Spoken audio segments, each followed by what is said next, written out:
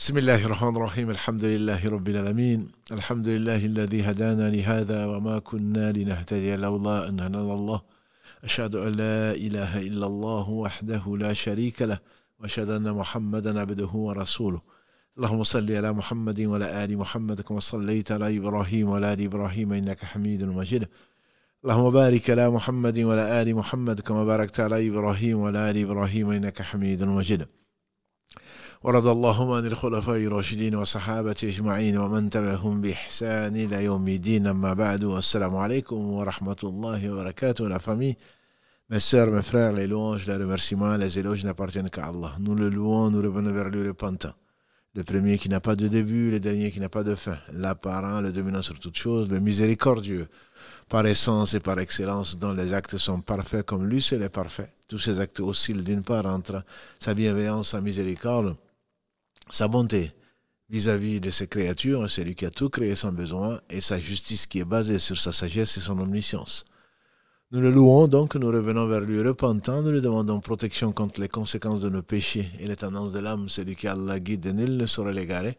Celui qui est privé de sa guidée, nul ne saura lui montrer le droit chemin. J'atteste donc qu'il est seul digne d'adoration, j'atteste de la véracité, de l'exemplarité, de la prophétie de Mohammed ibn Abdillah, qu'Allah bénisse ce prophète, sa famille, ses compagnons, tous ceux qui les auront suivis dans le droit chemin, nous fassent l'honneur d'en faire partie. Ensuite donc, bienvenue. Bienvenue donc dans ce live, bienvenue dans ce direct, bienvenue donc la mosquée du Mirail, en compagnie donc de Karim, qu'Allah le récompense par le meilleur. Bienvenue donc dans ce cercle du paradis, qu'Allah nous fasse tous rentrer au paradis sans nous demander des comptes. Bienvenue donc dans le rappel d'Allah, n'est-ce pas que ce monde est maudit, maudit ce qu'il contient sauf le rappel d'Allah. Ce qui peut lui être assimilé, l'enseignant et l'élève, qu'Allah nous compte parmi l'une des deux catégories, le reste étant maudit. Et donc, avant de commencer cet épisode, ce troisième épisode, donc sur le chemin droit, dans notre nouvelle série sur la vie de ce bas monde, rappelons, prions ensemble donc pour la stabilisation, pour l'allègement des douleurs des familles éprouvées, au Niger en particulier, en Afrique occidentale en général, dans le monde musulman, de part et d'autre, donc dans tous les pays, avec toutes ces injustices, de la part d'humains, de la part de gens qui ont vendu leur vie de ce bas monde, des apprentis sorciers, qui ont vendu la vie de ce bas monde pour l'au-delà.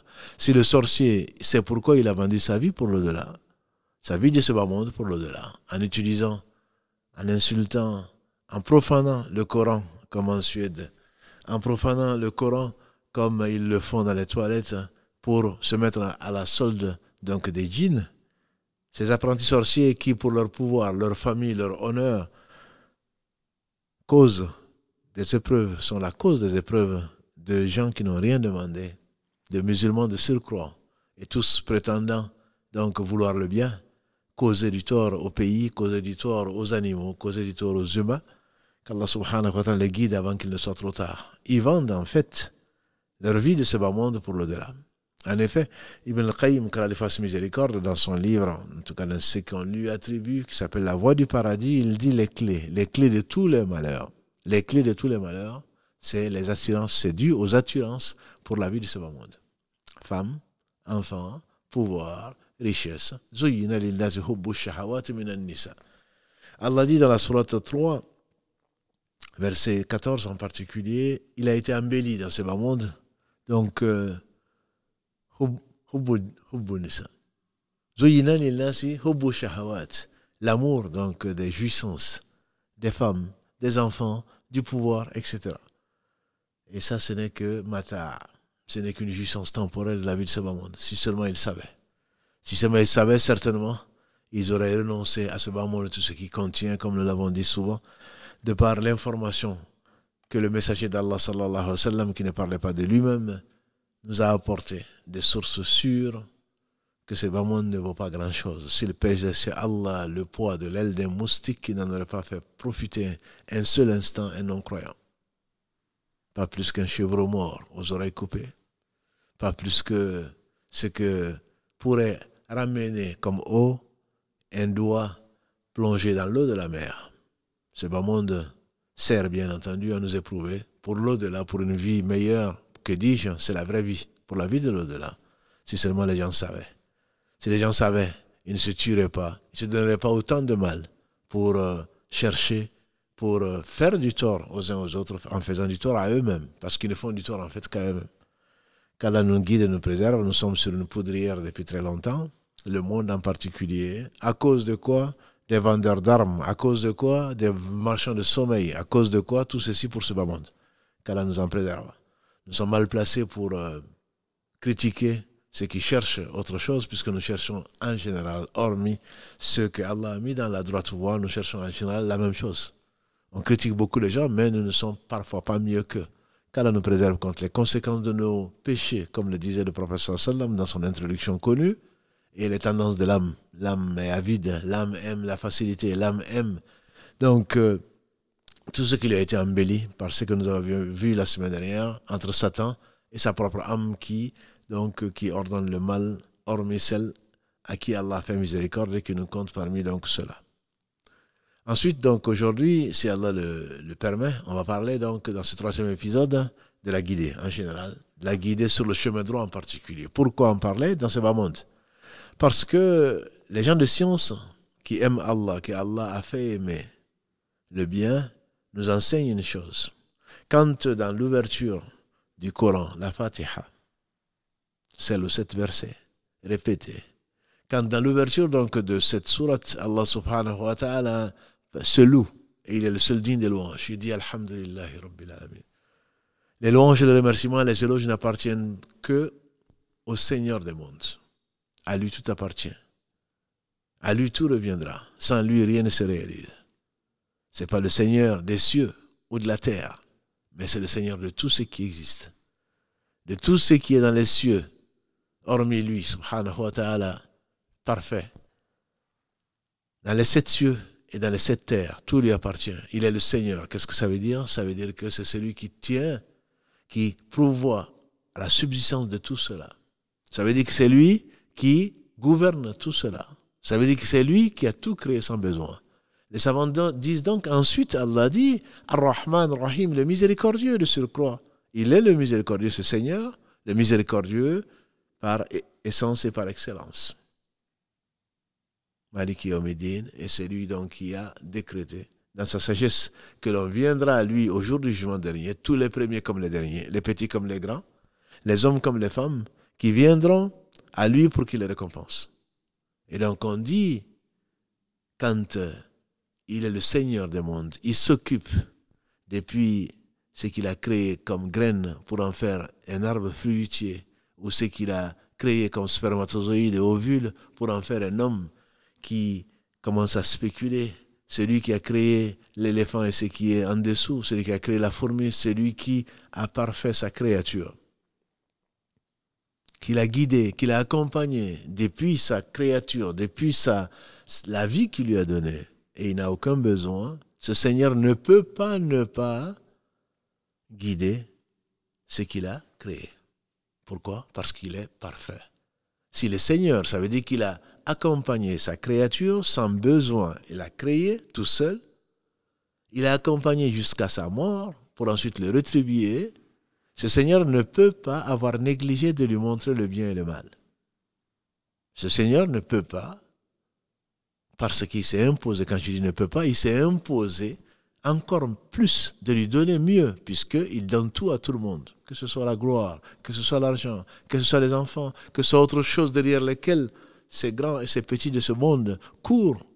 S'il donne ceci, Allah donne tout à tout le monde sauf la foi. Comment est-ce qu'il ne va pas? Comment va-t-il négliger? Comment va-t-il négliger de leur apporter l'essentiel, de leur apporter la vie, de leur apporter la foi, qui en est donc la quintessence. Sans foi, il n'y a pas de véritable vie. Par conséquent, ce Seigneur a nécessairement guidé.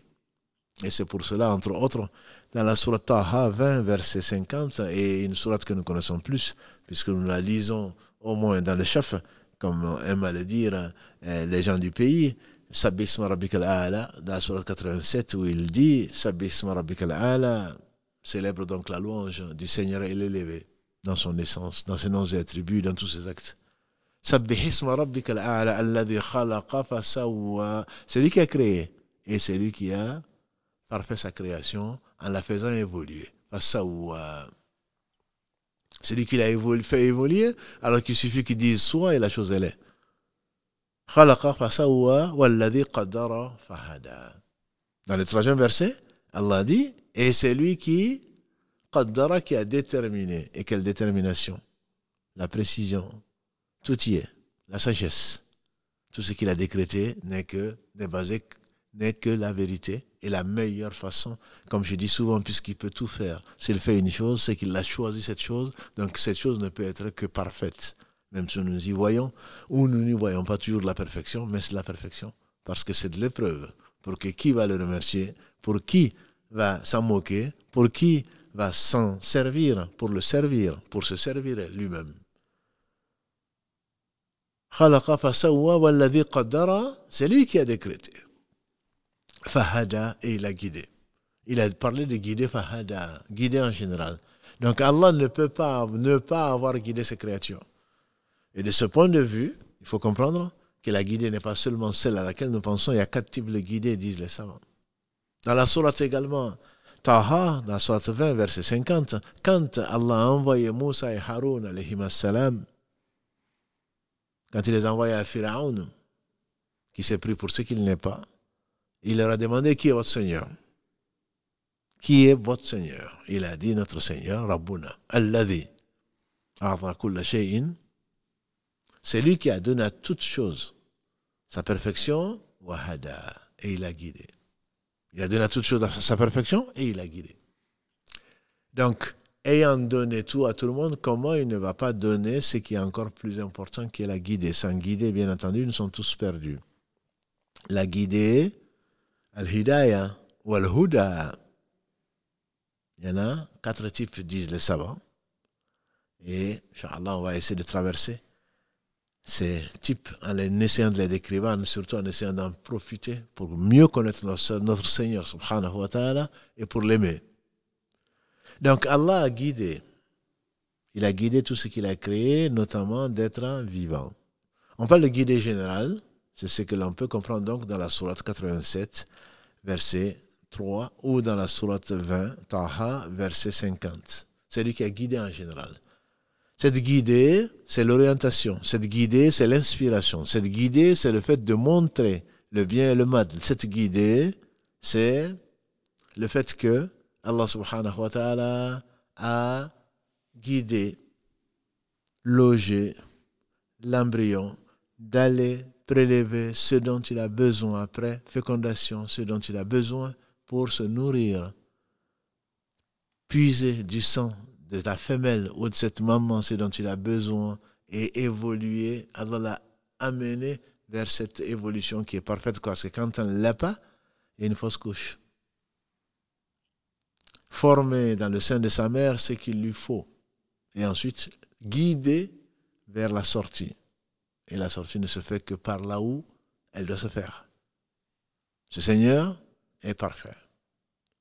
Ensuite, cet embryon qui est devenu un fœtus, qui est devenu ensuite un être complet, vivant, qui sort quand Allah subhanahu wa ta'ala l'a décrété dans sa sagesse et dans son omnipotence, Allah va le guider vers quoi? Il va le guider vers le sein de sa mère ou le téton de sa mère. De toutes les mères, prenons les animaux, vous direz peut-être à l'hôpital ou en clinique, on sait, on va remettre cet enfant-là, ce bébé, à sa mère. Mais qui va remettre cet enfant né d'une femelle animale à sa mère? L'enfant va reconnaître dans le troupeau la mère parmi toutes les mères. L'enfant va être dirigé, bien que sa mère est à une certaine hauteur, que le téton de la mère soit à une certaine hauteur, l'enfant ne va pas aller caresser ni les sabots, ni les cornes. L'enfant va aller chercher à manger, va aller téter cette maman, ou là où il faut dans le téton, alors qu'au moment où Allah subhanahu wa ta'ala l'a guidé vers ça, l'a inspiré vers ça, comme Allah parle dans la sourate notamment Nahl, dans la sourate 16, quand Allah a inspiré les abeilles. Allah a inspiré les abeilles, comme il a inspiré la mère de Moussa, de la jeter, de la mettre dans un sarcophage et de la jeter comme on en a parlé, donc samedi. C'est également ça la guidée. L'enfant va, le bébé, l'enfant animal ou humain, mais l'enfant, parlant donc des animaux, va aller vers le téton, il va trouver un lait à la bonne température, la meilleure décomposition. Il va s'en rassasier. Il aurait pu, à partir de là, se coucher. Non, ensuite, grâce à Allah, Allah va le guider. Il va choisir d'accompagner sa mère. Et il va aller vers, si c'est un herbivore, il va manger des plantes qui sont des plantes bénéfiques et éviter des plantes toxiques. Et éviter des plantes toxiques. Qui a fait ça? La nature, diront-ils. Nous disons, c'est Allah. Nous dirons, c'est Allah. Si tu prends le cas des abeilles, les abeilles vont sortir, vont butiner, et qu'Allah fasse des abeilles un bon exemple pour chacun d'entre nous. Un poète disait, soyons comme des abeilles qui viennent se poser sur une branche sans l'écorcher. Une branche sans l'écorcher, ils vont puiser de la fleur, ce dont ils ont besoin, et ils s'en vont, en ne laissant derrière eux aucun dégât. Heureux celui qui est comme une abeille dans ce bas monde, qui va chercher ce dont il a besoin. Allah est ce qu'il aime et son agrément au travers de la science et de la mise en pratique de la science, qui ne fait du mal à personne, qui tire profit de la science bénéfique et qui le met en pratique et ensuite qui s'en va. Les abeilles donc vont sur les montagnes, vont dans des ruches, vont là où il faut. Ils vont faire des kilomètres et des kilomètres, que dis-je, des dizaines, voire des centaines de kilomètres pour aller rechercher ce dont ils ont besoin pour faire. Allah a fait sortir donc de leur ventre, de leur abdomen, ce qui est un médicament et qui également est une boisson et qui est un médicament pour les gens. Allah y a mis un médicament, le miel. Et les abeilles vont faire des kilomètres et des kilomètres pour ensuite revenir dans leur lieu de résidence qui les a dirigés vers là. Ça fait également partie donc de la guidée qu'on appelle générale. Vont revenir, quant aux animaux, ils vont revenir dans leur bercail. Celui qui a écrit ce qu'il a écrit, qui lui a valu, entre autres, la présidence de l'Académie des sciences aux États-Unis, quand il a parlé des 10 raisons pour lesquelles il croit en Allah subhanahu wa ta'ala, qui croit en Dieu, comme il l'appelle, God en anglais, il a dit les saumons. Les saumons vont quitter l'Océanie. Les saumons vont quitter l'Océanie dans le ventre de leur mère sous forme de fœtus ou d'autres choses dans le ventre de leur mère, sous forme d'œufs.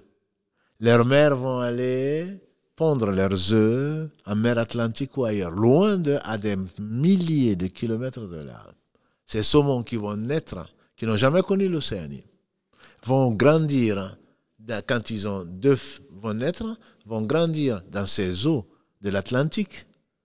Et ensuite, quand ils deviennent majeurs, ces saumons vont reprendre le chemin pour aller vers l'océan Pacifique. Sans aucun guide particulier, sans Google Maps. Ils ne connaissent pas ça. Ils reviennent, ils remontent le courant de l'océan Atlantique jusqu'à l'océan Pacifique. Là où leurs parents sont nés, entre guillemets, ou d'où leurs parents sont partis. Qui leur a dicté ça? Qui les a orientés vers ça? La fourmi. La fourmi, elle va aller chercher sa nourriture. Qui lui fait aller vers ça?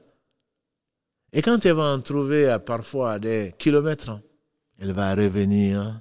Elle n'a pas mis des points de repère. Elle va emprunter des chemins escarpés pour revenir où? Dans la fourmilière. Et quand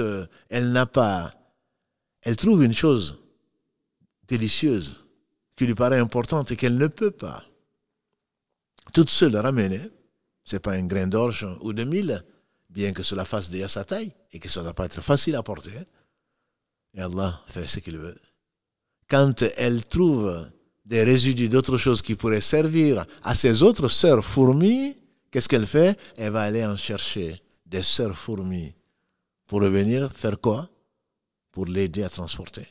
Ibn Qayyim, quand il fasse miséricorde, quand il parle des merveilles de la nature qu'Allah a créé subhanahu wa ta'ala sans besoin et tout seul, il dit qu'un homme a fait la triste expérience pour la fourmi, Mais cette expérience qu'il a mis,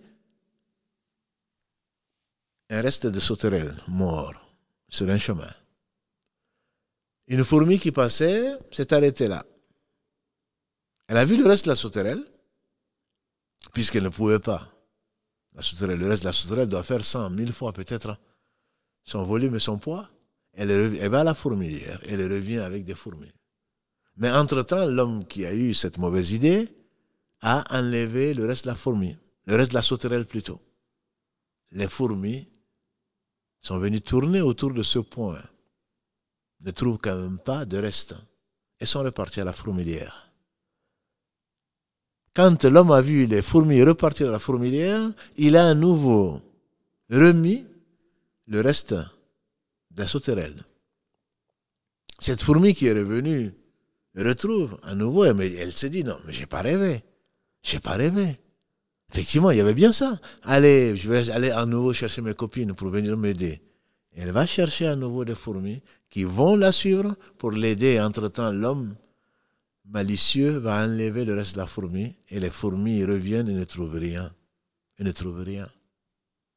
Elles vont repartir. Ça fait 2 fois maintenant que tu nous joues ce tour, doivent-elles se dire. Et la fourmi qui avait pourtant vu ça, elle s'est dit, mais c'est pas possible. Elle revient, elle retrouve le reste de sauterelle que cet homme va remettre. Elle va à nouveau pour la 3e fois, et probablement pour la dernière fois, aller chercher les fourmis pour l'aider. Ces fourmis vont revenir. Pour venir, l'aider à transporter, peut-être en la remettant en garde, c'est vraiment la dernière fois. Et l'homme avait enlevé le reste de la sauterelle. Et quand les fourmis ont vu ça, ils ont tué leurs consoeurs, qui les avaient appelés 3 fois pour rien. Alors qu'en réalité, ce n'était pas pour rien. C'était l'homme qui s'était amusé à ce jeu, un jeu qui a valu l'assassinat d'une fourmi par ses sœurs. Qui guide la fourmi? Qui guide la fourmi? Et ce n'est pas le seul exemple. Ibn Qayyim, il cite entre autres, même l'attrait d'un homme pour une femme, de la femelle pour le mâle, ou le mâle de la femelle par le mâle. Tout attrait, ne serait-ce que là, Allah l'a voulu, c'est Allah qui dirige, c'est Allah qui inspire, c'est Allah qui provoque cette montée d'hormones qui va aller vers la reproduction et va amener vers ce qu'Allah subhanahu wa ta'ala a voulu et dont il n'a pas besoin puisqu'il a créé Adam sans père ni mère. Tout ceci, ça fait partie de la guidée générale, l'orientation générale dont parlent les savants. Alladhi khalaqa fasawwa walladhi qadara fahada. C'est lui qui a donc créé et qui a parfaitement façonné et qui a décrété et qui a donc guidé. Le deuxième type de guidé, disent les savants, c'est al-hidayah al-irshad. C'est le fait de montrer, d'inciter, de guider vers une chose qui ne peut être que l'intérêt de l'homme. Au travers des messagers, au travers des livres qu'il a laissés, subhanahu wa ta'ala. C'est, disent les savants, l'argument d'Allah contre ces créatures responsables, les hommes et les djinns. C'est l'argument d'Allah. Parce que Allah subhanahu wa ta'ala n'a jamais châtié qui que ce soit avant de l'avoir averti, avant de lui avoir fait miséricorde, avant de lui avoir montré. Demandez au Thamoud. Amma Thamoud, hein? Fahadahum. Fastahabba al-ama al-huda. Quant au Thamoud, dit Allah subhanahu wa ta'ala, dans la sourate Fussilat 41, verset 17, quant au Thamoud, Allah les a guidés, mais ils ont préféré l'aveuglement, l'égarement à la guider. Thamoud, comme tous les peuples, Allah les a guidés. Personne ne viendra au jour du jugement dernier en disant « Je n'ai pas été guidé » parce qu'Allah veut. Allah subhanahu wa ta'ala, le miséricordieux, a envoyé les messagers pour cela, pour les guider, pour leur faire connaître Allah, disait Ibn Qayyim, pour leur faire savoir qu'est-ce qu'Allah aime et qu'est-ce qu'il n'aime pas, alors qu'il n'a besoin de rien, et pour leur montrer, pour leur annoncer la bonne nouvelle à ceux qui obéissent à Allah et ceux qui attendent, ceux qui lui ont désobéi. Ce sont les 3 missions des prophètes, que Dieu les bénisse tous. Et donc, Thamoud, comme chacun d'entre nous, tout le monde saura. Et ça fait partie de la miséricorde divine. Nous avons tous, dans les reins d'Adam, nous avons tous pris l'engagement d'adorer Allah subhanahu wa ta'ala sans rien lui associer, comme il nous en informe, ou il nous le rappelle surtout, dans le livre qu'il a conservé, qui est le Coran, dans la sourate 7, verset 172. Nous avons tous promis à Allah de n'adorer que lui. Allah dit afin que demain, vous ne disiez pas, ou vous ne dites pas demain que ce sont nos pères qui ont désobéi. On parle de Adam et Ève. Ce sont nos pères qui ont désobéi et tu ne vas pas nous châtier pour ce qu'ils ont fait. La yukallifu Allahu nafsan illa wusaha wa la taziru waziratun wizra ukhra. Aucune âme ne supportera le fardeau d'une autre âme. Nos pères ont été dans l'islam, comme vous le savez, il n'y a pas de péché originel. Il n'y a pas de péché originel, l'homme ne naît pas avec le péché. Adam a désobéi à Allah par oubli, Allah lui a pardonné, il a rapproché.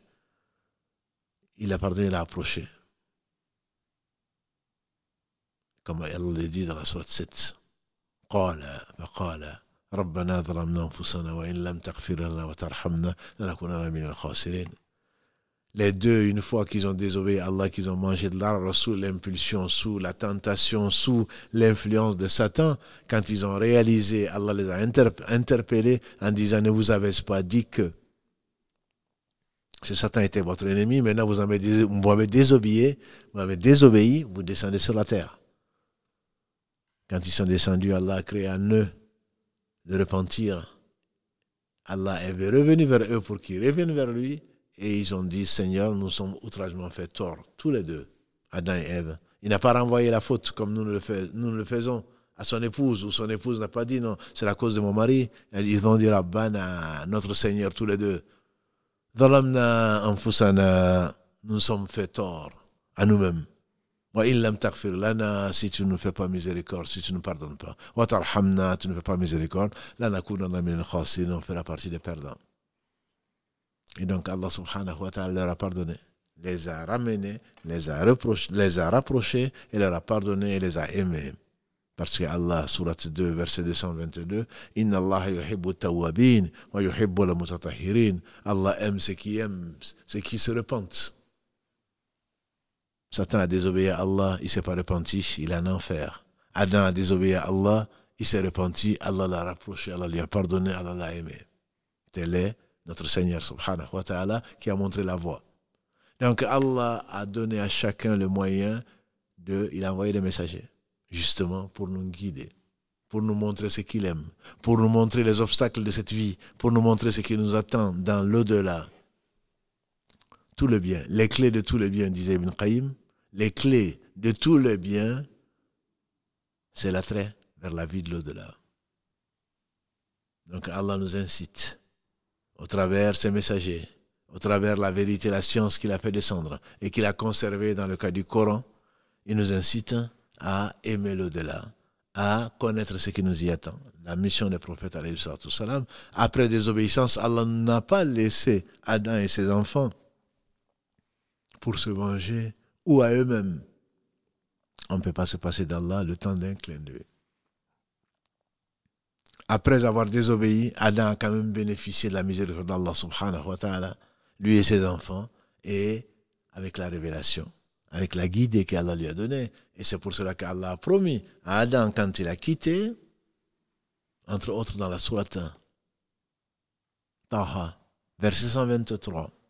La sourate Taha, verset 123, فَمَنْ تَبِعَ هُدَايَ فَلَا خَوْفٌ عَلَيْهِمْ وَلَا هُمْ يَحْزَنُونَ. Celui qui suit m'a guidé, je vais vous envoyer des messagers, comme il est dit dans la sourate 7 également, verset 35. Celui qui suit les messagers ne sera ni triste, ni ne sera affligé. 7.35. Quant à la 20, la sourate 20, verset 123, Allah dit subhanahu wa ta'ala, celui qui, allez-y, vous avez désobéi certes, mais je vais vous envoyer une guidée. Celui qui suit cette guidée, il ne sera pas malheureux.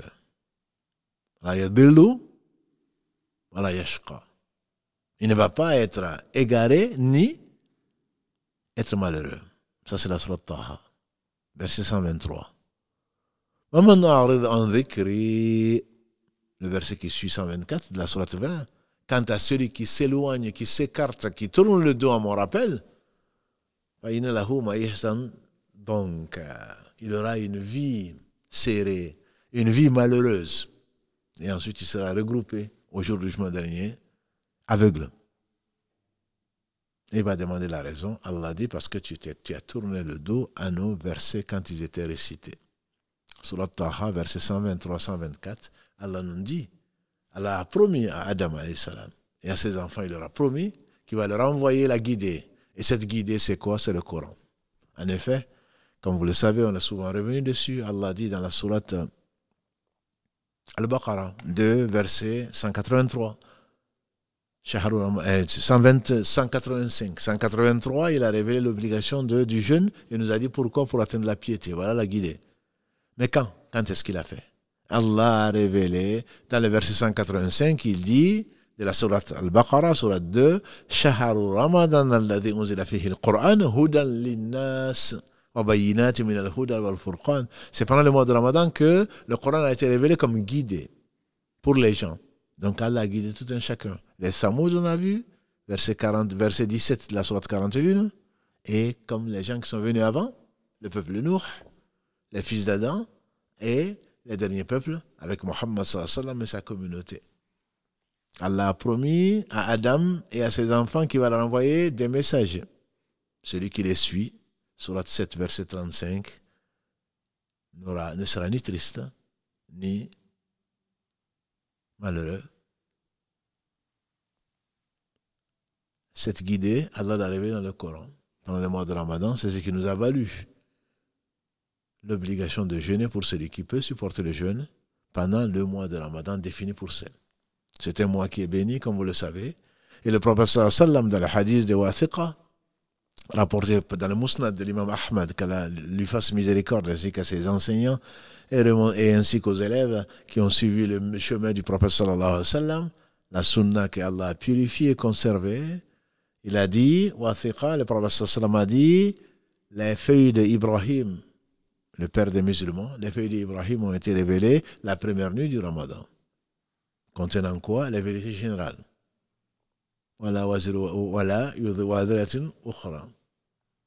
Aucune âme ne supportera les fardeaux d'une autre âme, par exemple. Et que tout ce que l'on fera, on en verra les conséquences. Etc., etc. Comme on le dit dans la sourate, comme Allah le répète dans la sourate 53, An-Najm.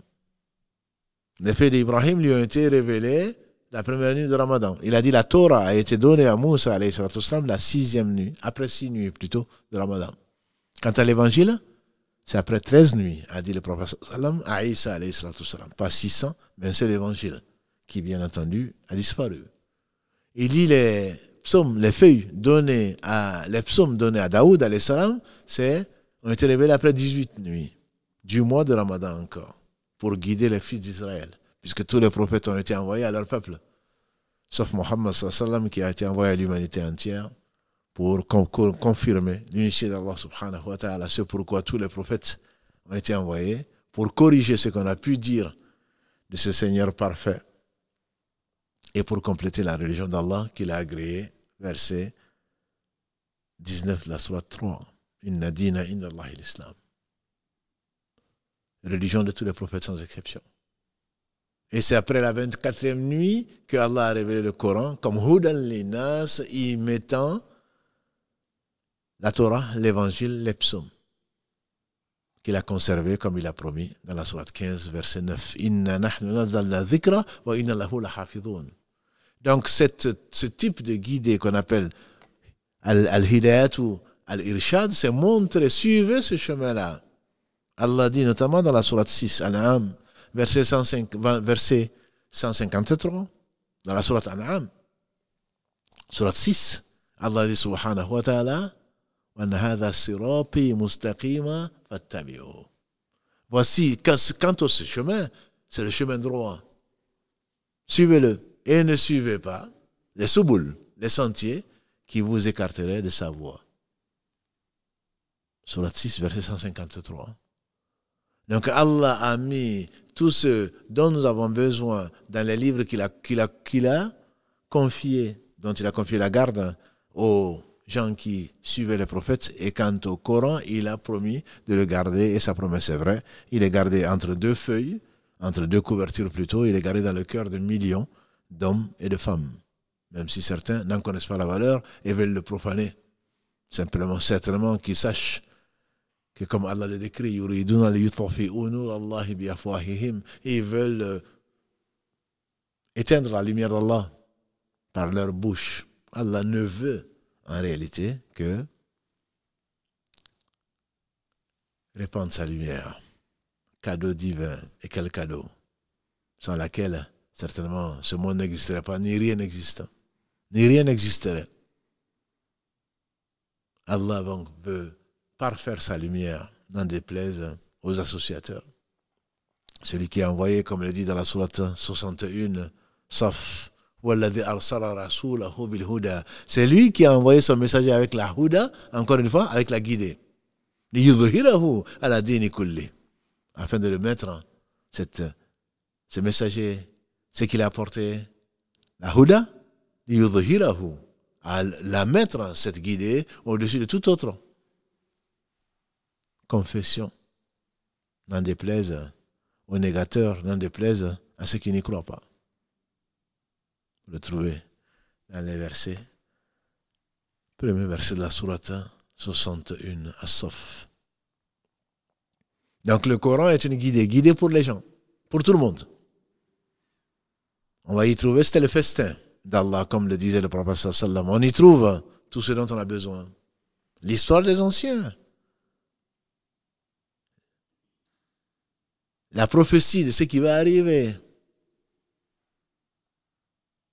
Ce que nous voyons et ce que nous ne voyons pas. Allah a tout caché, tout révélé et caché dans un livre qui n'attend qu'à être lu, qu'à être compris, à être mis en pratique. Et donc après la révélation, il n'y aura pas d'argument pour quiconque après l'envoi des prophètes. Ça, c'est le deuxième type de guidée pour montrer où est la voie, la seule qui conduit vers Allah. Sirat Allah. Sirati mustaqima, ma voie. Droite, mustaqima. Sans tortuosité. Les Arabes sont unanimes, les savants arabes sont unanimes dans la langue pour dire que Sirat al-Mustaqim, c'est le chemin droit. Le chemin non tortueux, le chemin clair, de jour comme de nuit. Mustaqim, qui est droit, comme istiqama, et qui est sans tortuosité. On dirait aujourd'hui, si vous prenez les routes et les sentiers, il y a bien sûr des voies sans issue. Il y a des voies sans issue et il y a des autoroutes.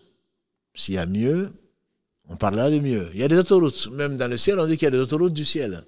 C'est-à-dire que c'est des chemins qui sont clairs, tracés, dont ne s'écarte que le perdu. Et d'ailleurs, pour faire le parallèle avec le pèlerinage, Allah n'a besoin de rien. Il nous a guidés, il ne cesse de nous guider. Sans sa guidée, nous sommes perdus.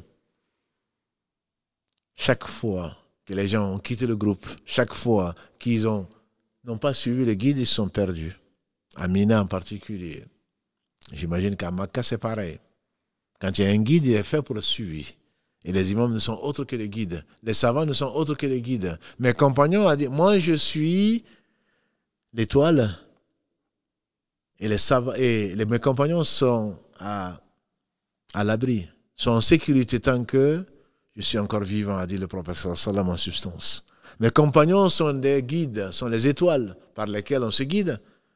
Et tant qu'ils seront vivants, les gens seront à l'abri de la perdition. Donc le guide, on en a besoin.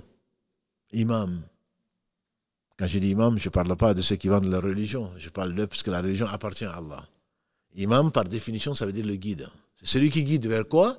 Vers Allah subhanahu wa ta'ala, ni vers ses passions, ni vers le faux. Et donc, ça c'est la troisième catégorie de guidée, qui est le fait al-hidayah at-tawfiq, la guidée de la réussite. Et ça, aucun prophète, aucun homme, aucune créature ne peut l'assurer. Seul le Créateur subhanahu wa ta'ala, c'est presque synonyme de la divinité exclusive d'Allah subhanahu wa ta'ala. Autant Allah dit subhanahu wa ta'ala, entre autres,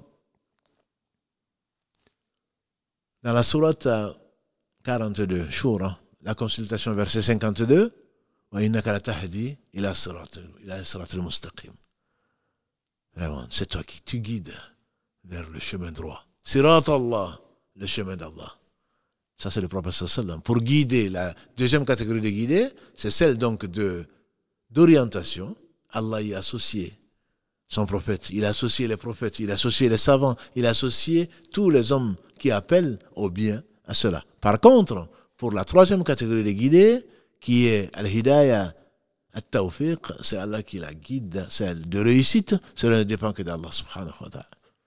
Allah dit notamment à son prophète sallallahu alayhi wa sallam, dans la sourate 28, verset 56, quand il était triste de voir son oncle mourir polythéiste, et c'est celui qui subira le châtiment le plus léger, comme il a défini, et il ne parlait pas de lui-même. Ses 2 pieds dans une mare de feu, 70 fois plus chaud que le nôtre, sa cervelle va se mettre à bouillir. Ça, il parle du père de Ali, radiallahu ta'ala. Donc il parle de Abu Talib, son oncle, qui l'a accompagné, qui l'a aidé quand il était orphelin, quand il a perdu son père, quand il a perdu sa mère, quand il a perdu son grand-père. C'est lui qui l'a élevé et qui l'a aidé contre vents et marées, qui a subi ce qu'il a subi pendant les années de blocus, d'embargo sur le Banu Hashim. L'oncle a participé à tout cela. Mais Allah sait, Allah est juste. Allah ne lui a pas permis, il ne lui a pas fait le cadeau de la foi, parce qu'il sait ce qui est dans son cœur, ce qu'il a créé. Et donc, Allah dit à propos de cette tristesse du prophète sallam, innaka la tahdi man ahbabt, walakin Allah yahdi man yasha. Tu ne guides pas, ya Muhammad, celui que tu aimes, qui est ton oncle par exemple, mais c'est Allah qui guide qui il veut. C'est une exclusivité. Sourate 28. Al-Qasas, verset 56. Tu ne guides pas, ya Muhammad, qui tu aimes. Quand on est là, en train de dire, moi je vais le convertir, moi je vais faire ceci, qui tu es. C'est Allah seul. Si le prophète sallallahu n'a pas réussi, parce qu'il n'est qu'un homme, n'a pas réussi à guider son oncle, ni qui que ce soit, sans la volonté d'Allah, c'est Allah qui guide qui il veut. Ça, c'est l'exclusivité de cette guidée, qui est la troisième catégorie, qui est Al-Hidayah, Al-Tawfiq. C'est Allah qui permet donc aux gens à leur donner la foi, à les orienter, à les inspirer le bien. Et sans inspiration divine, il n'y a rien. Sans Allah, il n'y a rien. Donc ça, c'est la guidée particulière que Allah accorde à qui il veut. La quatrième catégorie de guidée, on reviendra à la troisième, Inch'Allah, c'est la guidée vers Ilah. Allah dit Hidina Sirata, guide-nous sur et vers, guide-nous vers et sur le chemin droit. Mais guide-nous et Hidina Ilah, c'est l'invocation qu'on a, par laquelle on a commencé, c'est Alhamdulillah alladhi hadana li hadha, pour cela, ou innaka tahdi ila siratil mustaqim. Tu guides, ya Muhammad, wa innaka la tahdi ila siratil mustaqim, et certainement tu guides vers le chemin droit. Ça, c'est vers le chemin droit. Et donc, on dit, c'est toi qui nous as permis d'obtenir, quand on sera au paradis, Inch'Allah, qu'Allah nous l'accorde par sa miséricorde, puisque personne, y compris le prophète sallallahu alayhi wa sallam, ne rentrera au paradis par ses œuvres, comme il nous l'a attesté. À ce moment, on dira, Inch'Allah, comme les croyants le diront, quand ils rentreront au paradis, comme Allah en atteste dans la sourate 7, verset 43, Alhamdulillah alladhi, les louanges, les remerciements, les éloges n'appartiennent qu'à celui qui, Alhamdulillah alladhi hadana li hadha, celui qui nous a guidés à cela, celui qui nous a permis de l'obtenir. Wa ma kunna, on n'aurait pas pu. Wa ma kunna linahtadiya, on n'aurait pas pu nous y arriver. Laoula, si Allah ne nous avait pas guidés. Laoula an hadana Allah. Et là, il rajoute les promesses que portées par les messagers étaient vraies. La promesse d'Allah a toujours été vraie. Il a toujours accompli sa promesse. Avec Moussa, comme avec les croyants. Comme il a averti, il tiendra promesse aux gens qui mourront en le reniant, qui par orgueil, comme il est dit, subhanahu wa ta'ala. Donc ça c'est le quatrième type de guidé. Maintenant, revenons au troisième type qui nous intéresse. Allah, c'est lui qui a créé le monde sans besoin. Allah, c'est lui qui sait tout. Ce qui est, ce qui a été, ce qui sera, ce qui n'a pas été. Si ça avait été, c'est que ce serait. Allah ya'lamu man khalaqa wa huwa al-latiful khabir. Dans la sourate 67, Allah dit, ignorerait-il? Est-ce qu'il ne sait pas? Allah ya'lamu, la réponse est claire. C'est pas là. Bien sûr qu'il le sait. Allah ya'lamu man khalaqa. N'est-ce pas que c'est lui qui a créé? Est-ce qu'il va ignorer ce qu'il a créé? C'est lui qui a créé sans besoin. Tout ce qui est sur la terre et tout ce qui est dans les cieux. L'homme en particulier, ce monde également. Donc Allah sait ce qui est dans ce monde-là. C'est Allah qui te le décrit. Il te trace un chemin, il dit il est droit. Comme une autoroute, on a dit. Il n'y a pas de tortuosité. Prends ce chemin, tu iras vers où? Quand on emprunte un chemin, c'est aller dans une direction. Quant à ceux qui ne croient pas à la vie dernière, bien entendu, préfèrent les chemins faciles. Préfèrent le chemin droit, peut connaître des montées comme des descentes. Allah dit notamment dans la sourate Balad, falaqtahama al-aqaba, quand il dit wahadaynahu najdayn, quant à l'homme, Allah l'a guidé dans les deux. Pourquoi il n'emprunte pas? Pourquoi il ne fait pas l'ascension? Pourquoi il ne cherche pas à monter? Pourquoi il ne s'élève pas d'un point de vue moral? Falaqtahama al-aqaba.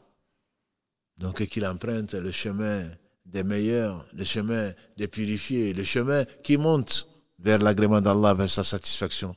Wa ma adraka mal aqaba. Il pose ensuite la question dans la sourate 90, donc, et wa ma adraka, qui va te dire qu'est-ce que c'est qu'al-aqaba? Fakku raqaba, ou it'amun fi yawmin dhi masghaba, yatiman dha maqraba, ou miskinan dha matraba. C'est qu'il fournit des efforts. Les jours, quand on affronte les épreuves, et parmi les épreuves, il y a le fait de voir un pauvre qui est par terre, physiquement et moralement, le consoler, lui donner de quoi manger, parce que toi, tu en as bien plus que ça. Miskin anda mataraba, un pauvre qui est dans la poussière. Ou donner à manger à quelqu'un qui a faim. Ça, c'est le chemin droit. Lequel est ce chemin droit? Pour aller encore plus loin, ce chemin-là, c'est Allah qui le trace. Ce n'est pas parce qu'il est difficile. Ah, c'est dur d'être musulman. Non. C'est une chance d'être musulman. D'être croyant, certainement. C'est difficile. Et tout est difficile sauf ce que Allah facilite. Parce que c'est Allah qui t'a donné la foi. C'est Allah qui te permet de l'entretenir. C'est Allah qui te permet d'en profiter. Mais tu dois la manifester, justement. Manifester ta sincérité par rapport à ce que tu prétends être. Pensez-vous qu'on vous a créé comme ça en vain et que vous n'allez pas revenir vers Allah? Qui dit revenir vers Allah dit faire ses preuves. C'est pour cela qu'il a créé la vie et la mort. Donc la vie de ce bas monde, tu es sur une autoroute qui t'est montrée, qui te demande de revenir vers Allah 5 fois par jour au moins. Et 5 fois par jour, tu vas lui demander quoi? La même chose. Mais ce n'est pas la même chose en réalité. Si 17 fois par jour, je te demande de Ihdina as-sirata al-mustaqim, guide-nous dans le chemin droit. Toi, tu peux penser que c'est de la redondance. Je répète dans la Fatiha, ce verset 5. Ihdina as-sirata al-mustaqim, guide-nous dans le droit chemin. Oui, mais je l'ai déjà dit ce matin. Je l'ai déjà dit à midi. L'après-midi aussi. Bon, le soir, je pourrais m'en passer. Non, tu ne pourras pas t'en passer parce que c'est ta vie. Ibn Taymiyyah, quand il fasse miséricorde, il dit, j'ai réfléchi, j'ai cherché dans le Coran les versets ou l'invocation qui est la plus importante de toutes. Il dit, quand j'ai regardé tout le Coran, je me suis rendu compte que c'est la demande de la guider. Parce que sans guider, il n'y a rien. Je demande la demande à qui? À qui? J'ai formulé la demande à qui? À celui qui l'a créé, à celui qui connaît ce monde et l'au-delà, et qui connaît tout, et qui sait tout plutôt. C'est connaître, c'est après l'ignorance. Allah a toujours été savant. Nous avons été ignorants. Quand on parle de savant, on pourrait parler d'érudit ou de connaisseur ou d'instruit, parce que Allah nous a créés, on ne savait rien. Wallahu akhrajakum min butuni ummahatikum la ta'lamuna shay'an. Allah vous a fait sortir dans la sourate 16, dit Allah subhanahu wa ta'ala. C'est Allah qui vous a fait sortir, le verset 53, du ventre de vos mères, alors que vous ne saviez rien. وَجَعْلَ لَكُمُ السَّمْعَ وَالْأَبْصَارَ وَالْأَفْئِدَةَ لَعَلَّكُمْ تَشْكُرُونَ. Et il vous a donné la vue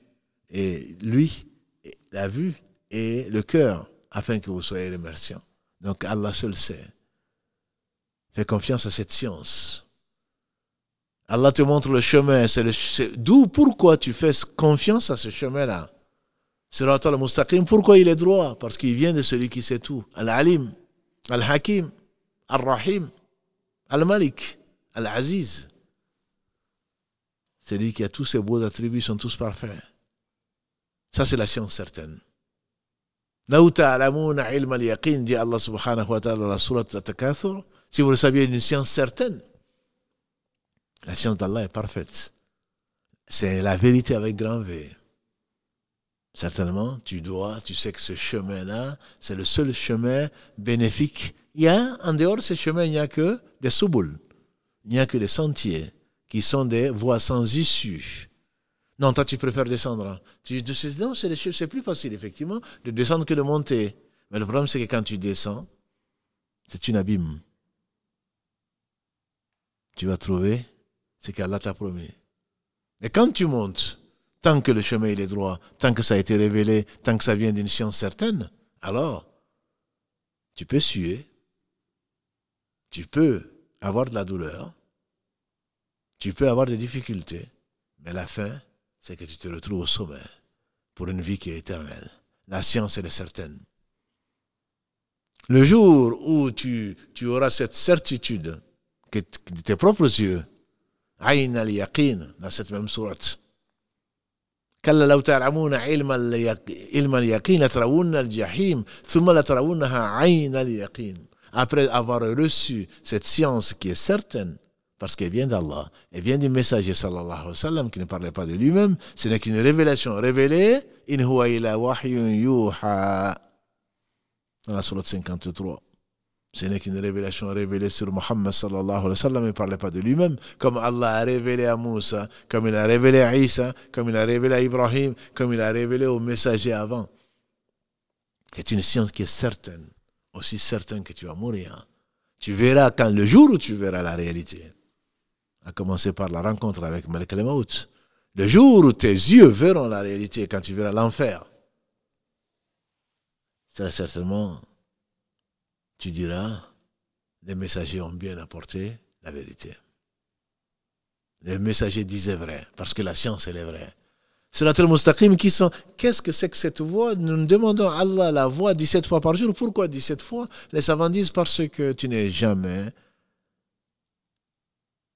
Al-Mujahid, quand il fasse miséricorde, il dit Sirat al-Mustaqim, c'est le chemin de la vérité. Les savants, ils ont pu diverger dessus en disant Sirat al-Mustaqim, c'est l'islam. D'autres disent, c'est le Coran.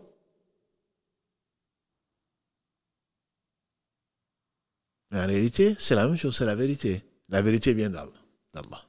Qul al-haqqu min rabbikum. Allah dit dans la sourate 18, Qul al-haqqu min rabbikum, dit la vérité vient d'Allah, de votre Seigneur. Elle est certaine. Donc, comme la science est certaine, ceci va nous amener nécessairement à une certitude qui est ce que nous attend et que l'on verra demain. Que l'on verra nécessairement demain. Donc cette certitude va nous amener à la vérité qui est Sirat al-Mustaqim. Sirat al-Mustaqim, donc c'est ce chemin qui est droit. Sirat al-Mustaqim, c'est ce chemin qu'Allah a tracé et que des gens ont suivi, pas tous.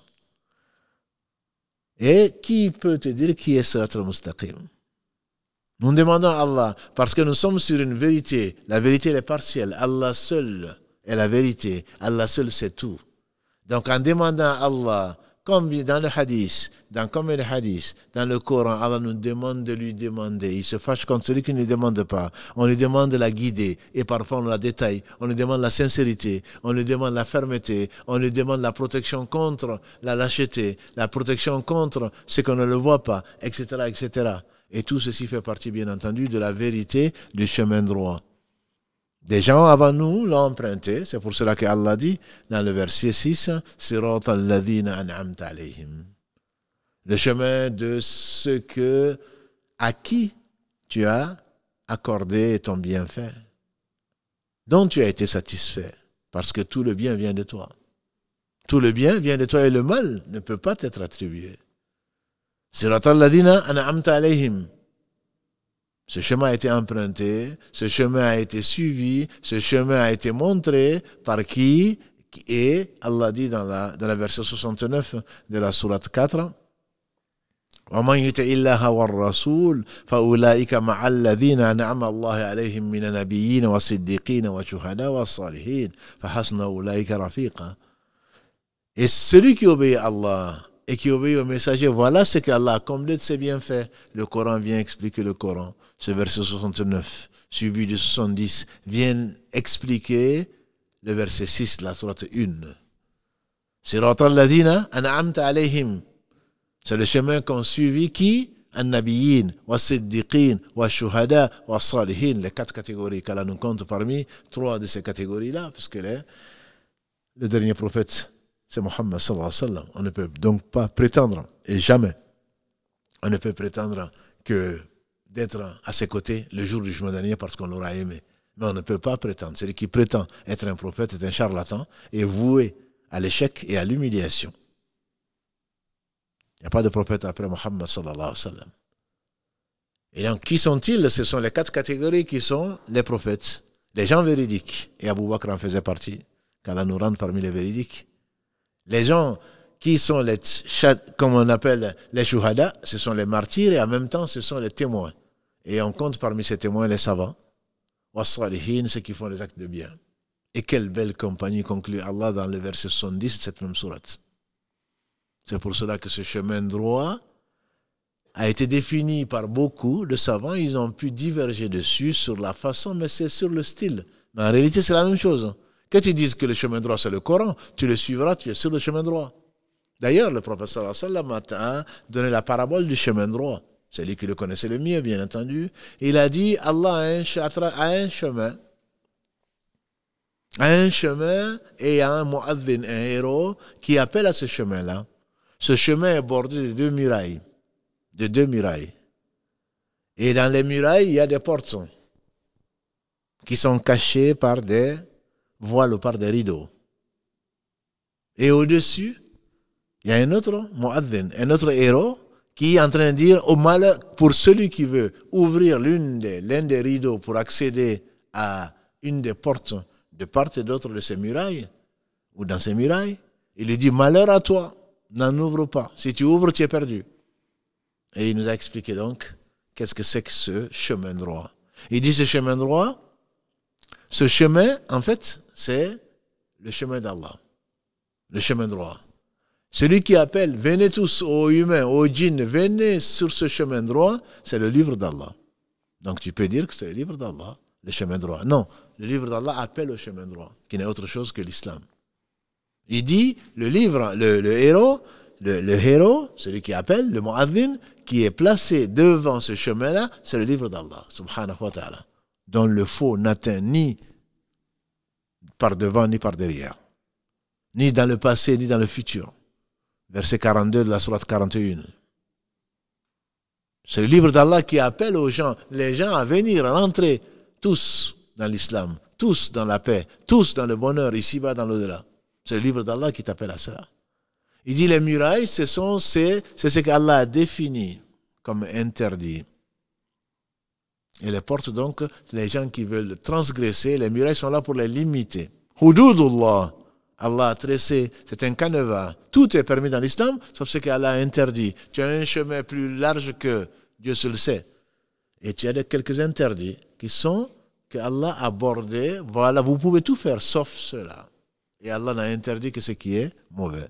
Allah n'a interdit que le mal, soit le mal total, complet, absolu, ou là où le mal l'emporte.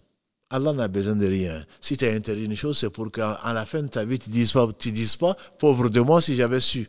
Combien sont les gens qui ont expérimenté, si on peut les appeler ainsi, qui a 50 ans, 60 ans, 72 ans, 80, 100 ans, qui disent, pauvre de moi si je savais.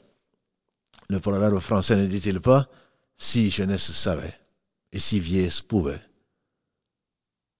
Quand tu es jeune, tu as l'impression que tu sais tout, mais tu ne sais rien, en tout cas pas grand-chose. Si tu savais, certainement tu aurais suivi le chemin droit qui t'aurait fait économiser ton temps et ton énergie.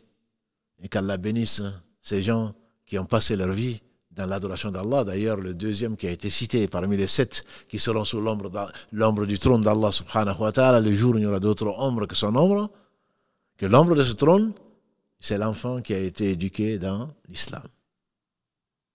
Ils sont peu nombreux. Ils sont très peu nombreux. Allah choisit qui eux. Je pense à tous ces gens de la deuxième génération. Je pense à tous ces savants. Je pense à tous ces compagnons jeunes comme Ibn Omar, comme Ibn Amr, Ibn As, comme Ibn Abbas, qu'Allah les agrée, qui ont vécu dans la meilleure des sociétés, qui était la société des compagnons du prophète sallallahu alayhi wa sallam. Beaucoup de compagnons sont passés par la jahiliya avant d'atteindre l'islam, avant qu'Allah les guide vers l'islam. C'est lui, il est le seul guide dans Hidayah à Tawfiq, comme on l'a dit, la troisième catégorie des guidés. Et donc ce chemin droit, a dit le prophète sallam, et qui est celui qui appelle, qui est au-dessus? Il dit il y a deux qui appellent. Il y a un qui appelle à l'entrée, venez rentrer dans l'islam. Et il y a un autre qui dit, quand tu veux ouvrir une des portes fermées par des rideaux, sur la muraille, il te dit non, malheur à toi. Malheur à toi, tu vas à ta perte. Il dit ça c'est la conscience qu'Allah a mis dans chaque musulman. Tu sais très bien. On est venu voir le prophète sallam, un homme meilleur que moi puisque c'est un compagnon. Il est venu voir le prophète sallam avant même de poser la question. Le prophète alayhi salatu salam, nous attestons qu'il était prophète d'Allah subhanahu wa ta'ala, qui aurait pu lui dire, si ce n'est pas Allah, ce qui est dans le cœur de cet homme. L'homme est venu voir le prophète sallam avant même qu'il lui pose la question. Il a dit, n'est-ce pas que tu es venu m'interroger sur le ithm? Il a dit oui, effectivement. Le ithm, c'est quoi? C'est le péché. N'est-ce pas que tu es venu m'interroger sur le ithm? Il a dit oui, c'est vrai. Il dit le ithm, et regarde au fond de ton cœur. Le péché, c'est ce qui s'incruste dans ton cœur malgré les fatawas. Nous sommes nombreux à aller voir les savants, à aller sur Google. Ah oui, mais les savants divergent. Bien sûr, ils vont diverger. Si Google est un savant, bien sûr qu'ils vont diverger. Là, il n'y a pas de divergence dans la vérité. Il peut y avoir des divergences de point de vue, mais qui vont tous concourir vers la vérité. Toi, tu suis tes passions. Et donc, tu vas avoir un imam qui va te dire non, c'est pas permis. Tu vas avoir un second qui va te dire non, c'est pas permis. Tu vas avoir un troisième, jusqu'à arriver au 50e ou au 100e qui va dire oui, c'est permis. Alors tu viens, ah oui, il y a divergence sur la question. Allah sait que tu n'es pas sincère. Et que tu ne fais pas partie des gens que Allah a agréés. Que tu n'as pas suivi le chemin droit. Le prophète sallam a donc dit à cet homme, fouille dans ton cœur ce que nous appelons la conscience. Malgré les fatawas, malgré les permissions qu'on peut te donner, ça reste incrusté dans ton cœur. Même si les gens te disent oui, c'est permis. Parce qu'une fatwa, comme on l'a déjà dit, c'est une permission religieuse basée sur la science, sur un sujet précis, mais très précis, au point qu'on ne peut pas le généraliser. On ne peut pas généraliser une fatwa. Ça concerne la personne, dans une situation particulière, dans une société particulière. La question le concerne. Et ne te concerne pas toi qui cherches des permissions. Et pourtant, nous avons dit, le chemin, il est droit. Tout est permis dans l'islam, sauf ce qui est interdit. Tout est permis. Et donc, les murailles sont là pour que tu ne sois pas un animal. Pire encore qu'un animal. Les murailles sont là, ne fais pas ça. C'est comme un enfant qui est là, il est dans la cuisine. Il suit papa ou maman qui est en train de faire la cuisine. Et il voit quelque chose qui sort de l'ordinaire et que sa mère peut atteindre, qui n'est autre chose que du feu. Papa ou maman dit non, ne le fais pas. Non, ne le fais pas. La curiosité va l'amener. Satan va le pousser à toucher quand il va se brûler. Ah, papa avait raison, mais ça c'est trop tard. C'est soit les ambulances, c'est soit le 15, c'est soit autre chose qui vient te chercher parce qu'il s'est brûlé. Et pourtant, sa mère, son père l'a mis en garde. Et pourtant, Allah nous a mis en garde. Pourtant, les messagers nous ont mis en garde. Pourtant, les savants nous ont mis en garde. Et après, et qu'est-ce que l'islam dit de cela après avoir désobéi à Allah et désobéi à son messager? Allah dit subhanahu wa ta'ala وَمَنْ يُشَاكِكِ الرَّسُولِ مِنْ بَعْدِ مَا تَبَيَّنَ لَهُمُ الْهُدَى. Encore on est dans la huda. Celui qui désobéit au messager, qui dispute avec le messager, après que le huda lui a été clarifié, après que la voie lui a été clarifiée, après que la guidée lui a été montrée, et suit le chemin autre que celui des croyants, نُوَلِّهِ مَا تَوَلَّى وَنُصْلِهِ جَهَنَّمَ وَسَاءَتْ مَصِيرًا. Le messager est venu avec la vérité, nous attestons qu'il a transmis son message. Allah l'a conservé, Allah l'a purifié, Allah a gardé le Coran. Celui qui diverge d'avec le messager et suit un chemin autre que celui des croyants, quel est le chemin des croyants? Sirat al-Mustaqim. Qu'il soit prophète, qu'il soit sincère et qu'il soit véridique, qu'il soit des gens qui sont des témoins, qu'ils soient des gens qui font du bien, ils sont basés sur cette vérité-là. C'est ça, Sirat al-Mustaqim. Celui qui diverge de ce chemin, qui suit un sentier, comme Allah t'a ordonné de ne pas le faire, dans la sourate 6, verset 153, qu'on a vu au début de ce live. Celui qui fait ça, Allah dit, nous l'abandonnons comme il a abandonné la voie. Et ensuite, nous le mettons en enfer. Et quelle mauvaise destination. Et ce verset qui est le verset 115 de la sourate 4 correspond à ce hadith du prophète sallallahu alayhi wa sallam. La communauté juive s'est divisée en 71 parties, tout en enfer sauf une.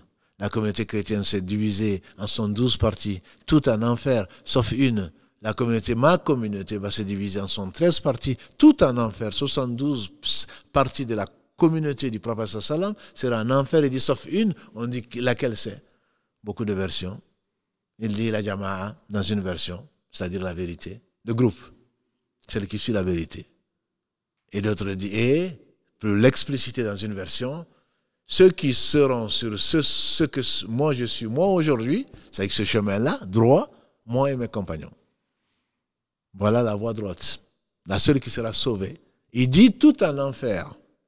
Celui qui s'écarte du chemin, c'est comme ces deux murailles, comme on l'a vu, qui bordent cette route, cette autoroute, ce chemin clair, de jour comme de nuit. Et Allah ne l'a pas laissé dans l'obscurité. Il est clair, de jour comme de nuit. Et à côté de ça, tu as le Coran qui te le rappelle, de le suivre. Et tu as ta conscience, et tu as ton cœur, que Allah inspire, comme il a inspiré la mère de Moussa, en lui disant, ne fais ceci et ne fais pas cela. Allah n'a pas besoin de qui que ce soit. S'il a interdit ce qu'il a interdit, c'est pour notre bien. S'il a ordonné de faire la prière, s'il a ordonné de se rappeler de lui, s'il a ordonné ce qu'il a ordonné, et on le verra, Inch'Allah, ensuite, quel est le mode d'emploi dans ce monde-là, c'est pour notre bien. C'est pas pour son bien. Allah n'a besoin de rien. Si ce n'est pas ce chemin, il en reste deux qui ne sont pas ce chemin-là. 3 catégories. Siratal ladhina an'amta alayhim. Le chemin de ceux que tu as comblé tes bienfaits. Ghayril maghdubi, non pas le chemin de ces 2 autres catégories. Si tu n'as pas été agréé par Allah, tu fais partie de l'une des 2 catégories. Maghdubi alayhim, ceux qui ont encouru la colère, qu'Allah ne définit même pas. C'est la colère d'Allah, mais il ne la définit même pas. Maghdubi alayhim, ceux qui ont encouru la colère, waddalin. Les savants sont unanimes et le temps passe. Déjà plus d'1 heure. Le temps passe. Maghdubi alayhim, les savants sont unanimes pour dire que c'est ceux qui ont connu la vérité et qui ont tourné le dos à la vérité, qui ne l'ont pas mise en pratique. Et ils sont nombreux parmi les musulmans et les gens qui les ont précédés. Les prophètes alayhi salatu wassalam ont amené la vérité. Les gens l'ont connu, ensuite ils ont falsifié la vérité. Ensuite ils ont tourné le dos à la vérité. Et notre communauté musulmane fera pareil. Et ils sont nombreux. Ceux qui savent et qui ne pratiquent pas. On parle aujourd'hui de musulmans non pratiquants. C'est un manque de pudeur. Musulmans non pratiquants. Musulman par définition, c'est celui qui obéit à Allah. Comment tu peux obéir à Allah et lui désobéir en même temps? Sciemment. Ça n'a pas de sens. Non, moi je suis un musulman non pratiquant. Dis, je ne suis pas musulman, puisque tu ne t'es pas soumis à Allah. Ton père, c'est Abraham. Allah dit, soumets-toi. Il dit, je me soumets au Seigneur des mondes. C'est ce qui lui a valu, l'honneur que ça lui a valu, et les bienfaits qu'Allah lui a accordés dans ce bon monde, dans l'au-delà. Musulman non pratiquant. Ça a un sens, ça? C'est ceux qui savent. Et ils sont nombreux dans la communauté. On dit qu'en France, 70% des musulmans avouent ne pas prier. Tu avoues que tu es musulman et que tu n'aimes pas la rencontre d'Allah, qui t'invite 5 fois par jour, et tu aurais fait encore plus, ce serait encore mieux pour toi. Que tu lui demandes la guider, que tu montres ton humilité, ta soumission à Allah, pour qu'il te pardonne, pour qu'il te conserve la guider, pour qu'il t'encourage, pour qu'il te préserve, et tu refuses, et tu dis que tu es soumis, et tu oses dire que je suis musulman non pratiquant. Et ils sont nombreux. Qu'Allah nous préserve contre les conséquences de nos péchés. Et Dalin, c'est la deuxième catégorie des gens qui n'ont pas été agréés par Allah. C'est ceux qui pratiquent et qui ne connaissent pas. La science précède la pratique. Qui disent aimer Allah et qui suivent leur passion. Allah dit dans la sourate 3, verset 31, dis-leur, ya Muhammad, Qul, in kuntum tuhibbuna Allah fattabi'uni. Allah dit dans la sourate Muhammad, 47, verset 19, Fa'alam, ya Muhammad, fa'alam. Annahu la ilaha illallah. Sache, ô Muhammad, qu'il y a d'autres êtres dignes d'adoration si ce n'est Allah. Et si vous prétendez aimer Allah, suivez-moi. Allah vous aimera et vous pardonnera vos péchés. Et donc, les gens qui sont agréés, qui suivent ce chemin-là, c'est ceux qui obéissent à Allah. Qui obéissent à ses ordres parce qu'ils savent que ses ordres sont sages. Ils savent qu'Allah n'a besoin de rien, que ses ordres ne sont que miséricorde, même si tu ne comprends pas. Qui s'éloignent de ces interdits parce qu'ils savent que ces interdits, il n'y a que du mal, où le mal l'emporte sur le bien. Ce sont ceux que Allah a rapprochés, ce sont ceux que Allah a aimés, et c'est ceux que Allah a fait aimer le bien. Et ils aiment le bien pour les autres, puisqu'ils aiment la guider qui nous intéresse aujourd'hui dans cet épisode, pour les autres. Ce n'est pas parce que tu as été guidé aujourd'hui que tu seras guidé demain. Ce n'est pas parce que tu as été guidé vers la vérité, une partie de la vérité, que tu détiens la vérité. Mon frère prétentieux, moi je suis guidé, comme on entend souvent les jeunes et les moins jeunes en train de dire, moi je suis sur la droite voie, fais attention à ce moi, comme le dirait Ibn Qayyim, c'est ce moi qui a amené Satan en enfer, moi je suis meilleur que lui, c'est ce moi qui a amené Pharaon en enfer, moi je suis votre Seigneur, le très élevé. Moi je suis guidé. Qui es-tu pour être guidé si ce n'est par Allah subhanahu wa ta'ala? C'est pour cela que si tu sais, le prophète sallam, qu'est-ce qu'il disait? Ya muqallib al-qulub, thabit qalbi ala dinik. Ô toi qui détiens les cœurs, raffermis mon cœur sur ta religion. Ça c'est Muhammad sallallahu alayhi wa sallam.